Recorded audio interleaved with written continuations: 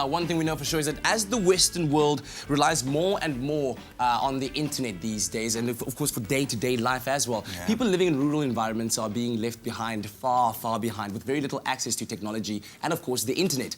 Now, rural areas and informal settlements don't have the infrastructure that modern cities rely on for internet and communication. But one solution that is under development right now is satellite internet. Very exciting. It's a game changer, and it's the next phase of internet communications and has the power to connect millions living in the rural areas of southern Africa to fast, cheap internet. That is massive. So yeah, to chat a little bit about this is techie and game designer Tsitsi Chumya. Welcome, my brother. AKA Shapapi. Shapapi. We will talk about that at another time, Shapapi. Just disarmed you, dude. That's how it happens. Satellite internet, dumb it down for us. What is satellite internet? So basically what satellite internet is internet provided through a satellite. So the satellite, they use geostationary satellites to act as the middleman between your service provider and the places where the internet is needed. Yeah. So instead of using wires or anything like that, they'll use a satellite to project, bounce beams from your service provider to where it's needed. Yeah. Is that essentially how it's different from the normal internet that we're used to, or the other aspects of it that are different? Yeah. I mean, in normal internet, you use cables and stuff like that. Yeah. And in a lot of rural areas, there's no avenues where they could use all these wiring and stuff like that. So for instance, they would use this rather than and all the people need in the rural areas. Yes. Rather, they need just the satellite and the internet connection and a modem, and the satellite will act as the middleman that connects them to the service providers.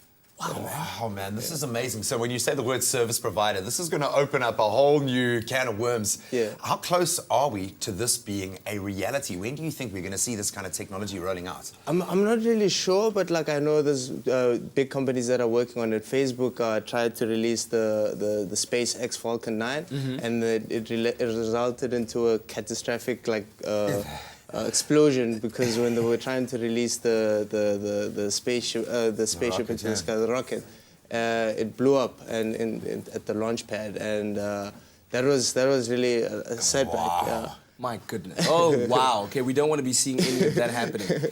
That was an unmanned rocket. Just so that everyone knows, that was an unmanned rocket. The rocket was actually carrying one of the satellites that was supposed to they were supposed to use to bounce the signals. What do you think this will mean for young people in sub-Saharan Africa and all those regions that need this kind of connection and that access to information in the world? Well, I think it'll break a lot of boundaries, and it'll connect them to the world, which means that they'll get more information that they didn't have. I mean, a lot of people living in the rural areas don't have information, and they don't have empowerment, and I think that is the biggest thing that they need at the moment, is to be empowered just a little bit more, Yeah, man. They need to see cute pictures of pugs.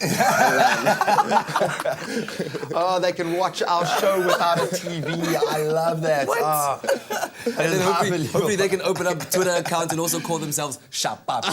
Shapapi. You're coming with a picture of a pug on your T-shirt the next day you come in. Thank you, my brother. Thank you so much for explaining that in a way that we can understand. But this really is a game changer. The internet is definitely taking over our worlds, and you can tell us how much time you spend on the internet every day to give us an indication of how important this can be, especially as an educational tool. It's amazing, man. Yeah, well, there's still lots more to come on your Feel Good Breakfast Show.